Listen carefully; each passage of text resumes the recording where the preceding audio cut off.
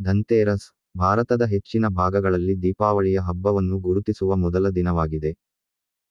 ಇದನ್ನು ಹಿಂದೂ ಕ್ಯಾಲೆಂಡರ್ ತಿಂಗಳ ಅಶ್ವಿನ್ ಅಮಾಂತ ಸಂಪ್ರದಾಯದ ಪ್ರಕಾರ ಅಥವಾ ಕಾರ್ತಿಕ ಪೂರ್ಣಿಮಾಂತ ಸಂಪ್ರದಾಯದ ಪ್ರಕಾರ ಕೃಷ್ಣ ಪಕ್ಷದ ಕತ್ತಲೆ 15 ದಿನಗಳು 13ನೇ ಚಂದ್ರನ ದಿನ ತ್ರಯೋದಶಿ ರಂದು ಆಚರಿಸಲಾಗುತ್ತದೆ.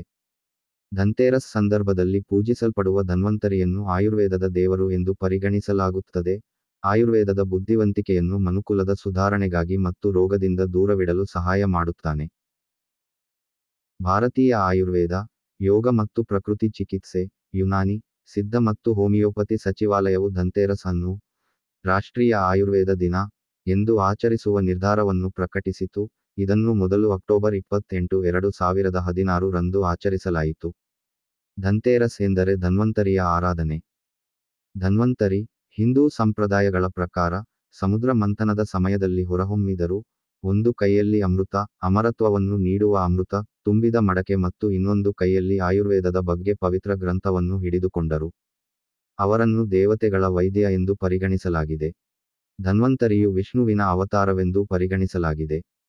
ಈ ಹಬ್ಬವನ್ನು ಲಕ್ಷ್ಮೀ ಪೂಜೆ ಎಂದು ಆಚರಿಸಲಾಗುತ್ತದೆ. ಇದನ್ನು ಸಂಜೆಯ ಸಮಯದಲ್ಲಿ ದೀಪಗಳನ್ನು ಮಣ್ಣಿನ ದೀಪಗಳು ಬೆಳಗಿಸಲಾಗುತ್ತದೆ.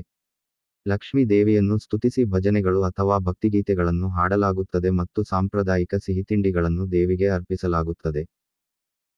ಮಹಾರಾಷ್ಟ್ರದಲ್ಲಿ ಒಂದು ವಿಶಿಷ್ಟವಾದ ಪದ್ಧತಿಯು ಅಸ್ತಿತ್ವದಲ್ಲಿದೆ.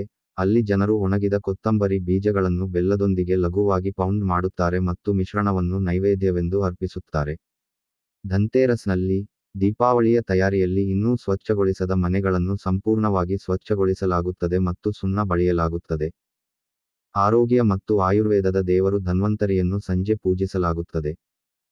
ಮುಖ್ಯ ದ್ವಾರವನ್ನು ವರ್ಣರಂಜಿತ ಲ್ಯಾಂಟರ್ನ್ಗಳು ಮತ್ತು ರಜಾದಿನದ ದೀಪಗಳಿಂದ ಅಲಂಕರಿಸಲಾಗಿದೆ ಮತ್ತು ಸಂಪತ್ತು ಮತ್ತು ಸಮೃದ್ಧಿಯ ದೇವತೆಯಾದ ಲಕ್ಷ್ಮಿಯನ್ನು ಸ್ವಾಗತಿಸಲು ರಂಗೋಲಿ ವಿನ್ಯಾಸಗಳ ಸಾಂಪ್ರದಾಯಿಕ ಮೋಟಿಫ್ಗಳನ್ನು ಮಾಡಲಾಗಿದೆ. ಅವಳ ಬಹುನಿರೀಕ್ಷಿತ ಆಗಮನವನ್ನು ಸೂಚಿಸಲು ಮನೆಯಾದ್ಯಂತ ಅಕ್ಕಿ ಹಿಟ್ಟು ಮತ್ತು ಸಿಂಧೂರದ ಪುಡಿಯಿಂದ ಸಣ್ಣ ಹೆಜ್ಜೆಗುರುತುಗಳನ್ನು ಎಳೆಯಲಾಗುತ್ತದೆ. ಧನ್ತೇರಸ್ ರಾತ್ರಿ ಲಕ್ಷ್ಮಿ ಮತ್ತು ಧನ್ವಂತರಿಯ ಗೌರವಾರ್ಥವಾಗಿ ರಾತ್ರಿಯಿಡೀ ದೀಪಗಳು ಶಾಸ್ತ್ರೋಕ್ತವಾಗಿ ಉರಿಯಲಾಗುತ್ತದೆ.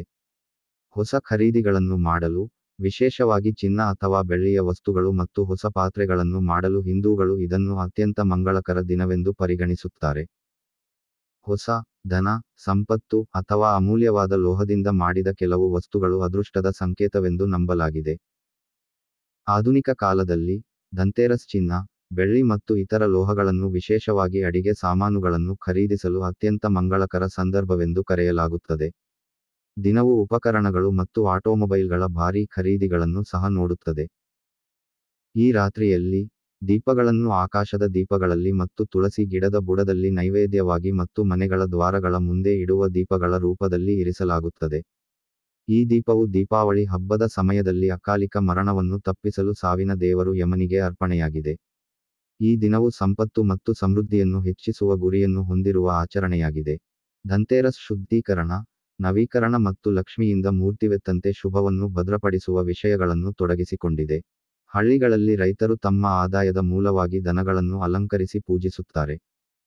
ದಕ್ಷಿಣ ಭಾರತದಲ್ಲಿ, ವಿಶೇಷವಾಗಿ ತಮಿಳುನಾಡು, ಬ್ರಾಹ್ಮಣ ಮಹಿಳೆಯರು ನರಕ ಚತುರ್ದಶಿಯ ಮುನ್ನಾದಿನದಂದು ಧನತ್ರಯೋದಶಿಯೆಂದು ಮರುಂಡು, ಇದನ್ನು ಔಷಧಿ ಎಂದು ಅನುವಾದಿಸುತ್ತಾರೆ, ಮಾಡುತ್ತಾರೆ. ಮರುಂಡುವನ್ನು ಪ್ರಾರ್ಥನೆಯ ಸಮಯದಲ್ಲಿ ಅರ್ಪಿಸಲಾಗುತ್ತದೆ ಮತ್ತು ಸೂರ್ಯೋದಯಕ್ಕೆ ಮುಂಚಿತವಾಗಿ ನರಕ ಚತುರ್ದಶಿಯೆಂದು ತಿನ್ನಲಾಗುತ್ತದೆ.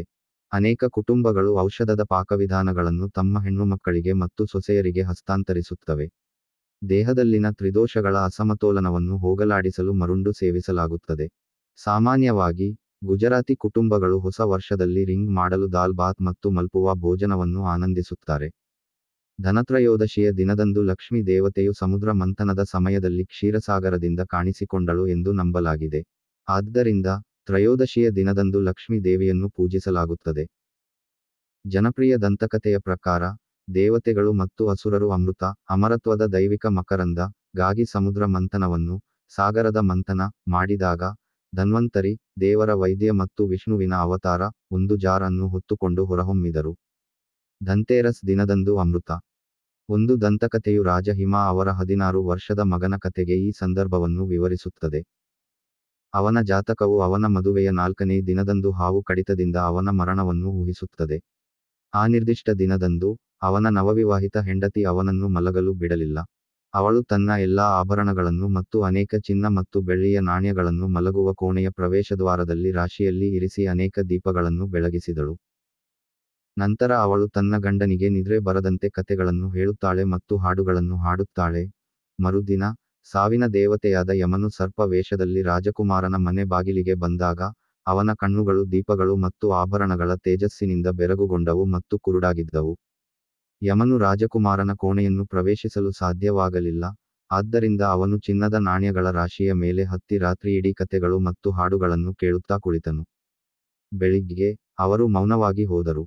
ಹೀಗಾಗಿ ಯುವ ರಾಜಕುಮಾರನು ತನ್ನ ನವ ವಧುವಿನ ಬುದ್ಧಿವಂತಿಕೆಯಿಂದ ಸಾವಿನ ಕಪಿಮುಷ್ಟಿಯಿಂದ ರಕ್ಷಿಸಲ್ಪಟ್ಟನು ಮತ್ತು ಆ ದಿನವನ್ನು ಧನ್ತೇರಸ್ ಎಂದು ಆಚರಿಸಲಾಯಿತು.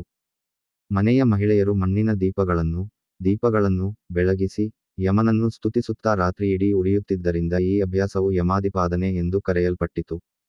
ಇದು ದೀಪಾವಳಿಯ ಹಿಂದಿನ ರಾತ್ರಿಯಾದ್ದರಿಂದ ಇದನ್ನು ಉತ್ತರ ಭಾರತದಲ್ಲಿ ಛೋಟಿ ದೀಪಾವಳಿ, ಮೈನರ್ ದೀಪಾವಳಿ ಎಂದೂ ಕರೆಯುತ್ತಾರೆ. ಜೈನ ಧರ್ಮದಲ್ಲಿ ಈ ದಿನವನ್ನು ಧನ್ತೇರಸ್ ಬದಲಿಗೆ ಧನ್ಯತೇರಸ್ ಎಂದು ಆಚರಿಸಲಾಗುತ್ತದೆ. ಇದರರ್ಥ 13ನೆಯ ಮಂಗಳಕರ ದಿನ. ಈ ದಿನದಂದು ಮಹಾವೀರನು ಈ ಜಗತ್ತಿನಲ್ಲಿ ಎಲ್ಲವನ್ನೂ ತೊರೆದು ಮೋಕ್ಷದ ಮೊದಲು ಧ್ಯಾನ ಮಾಡುವ ಸ್ಥಿತಿಯಲ್ಲಿದ್ದನು ಎಂದು ಹೇಳಲಾಗುತ್ತದೆ. ಇದು ಈ ದಿನವನ್ನು ಮಂಗಳಕರ ಅಥವಾ ಧಾನ್ಯವನ್ನಾಗಿ ಮಾಡಿತು.